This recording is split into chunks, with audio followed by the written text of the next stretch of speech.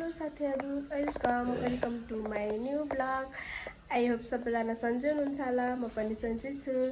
आज चाहिँ म बिहान उठेर नुहाएर थ्रेडिङ गरेर हामी चाहिँ आज मन्दिर जानु लागेको। साथीहरू के कस्तो हुन्छ लास्टसम्म हेरिदिनु होला। हेलो गाइज, म चाहिँ मेकअप गरिसकेँ। हल्का हल्का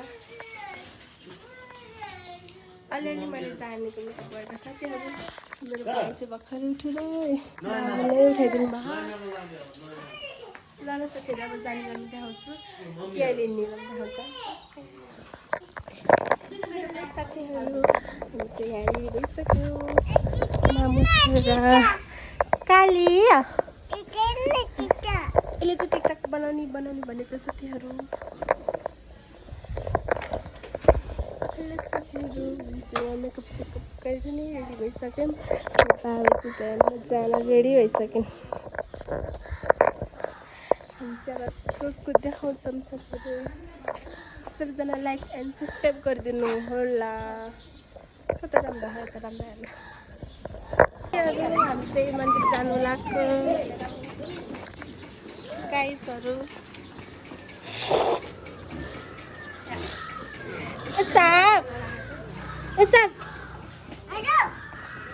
कहाँ जाने हो? जान्न, मात्रै जाने। ह्याप्पी एनिभर्सरी डाइना दिदी, थ्याङ्क यू।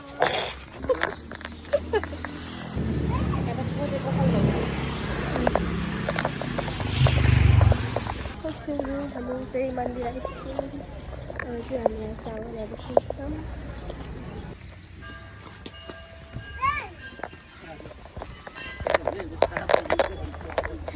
साथीहरू हामी चाहिँ मन्दिरबाट फर्किसक्यौँ। पूजा गरेर फोटोसोटो खिचेर के कस्तो हुन्छ लास्टसम्म साथीहरू। मन्दिरभित्र चाहिँ के अरे भिडियो फोटो खिच्न लगाउनु रहेछ नि त, त्यही भएर मैले खिचेँ। आउँदै हुनुहुन्छ त गाइजहरू।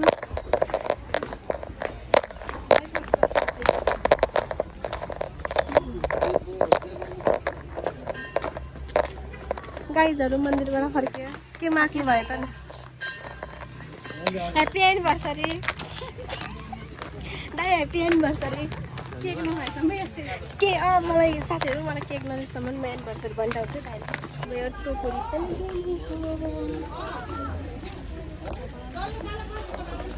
आज पनि तर धेरै नै हो साथीहरू।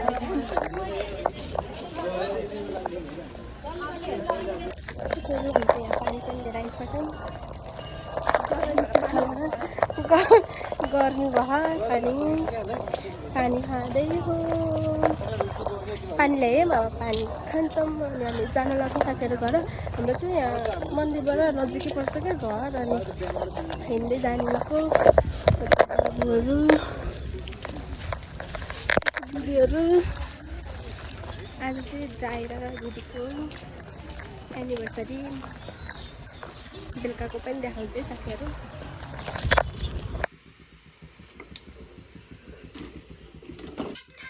सो गाइज हामी चाहिँ यहाँ टाउन पुऱ्याउँदैछौँ। यता दिदीले पुऱ्याउनु भयो।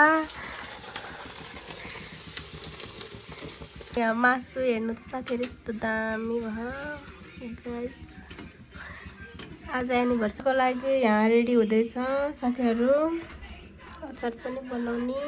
यो पनि एउटा फ्राइरा बसिछौँ साथीहरू। हामी चाहिँ अझै मासु पकाउने हो। अनि दाइहरू चाहिँ मासु लिन जानुभएको छ। अनि सुँगुरको मासु अनि कुखुराको चाहिँ रोस्ट अनि सब देखाउँछौँ है साथीहरू। सो गाइज हामी चाहिँ प्राउनहरू सबै फ्राएर पनि अब चाहिँ यहाँ रोस्टको लागि रोस्ट बनाउँदैछौँ। हेर्नु होला तरकारी पकाउने, यता रोस्ट बनाउँदैछौँ।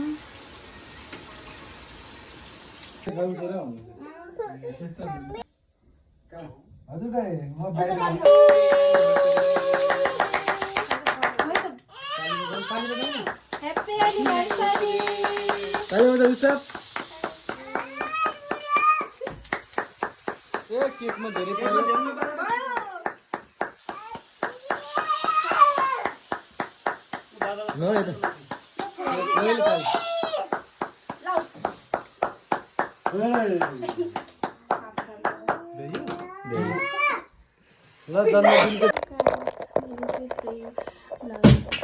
ब्लगहरू खिच्न नि पाएन मैले बिर्सिन्छु किनभने ब्लग गरिरहनु पाइन्छ नि त अनि त्यसैले ब्लग गर्न नि बिर्सेको थिएँ अनि अब ब्लग एन्डिङ सबैजनाले सोच्दा हेरेर लाइक एन्ड सब्सक्राइब गरिदिनु होला साथीहरू।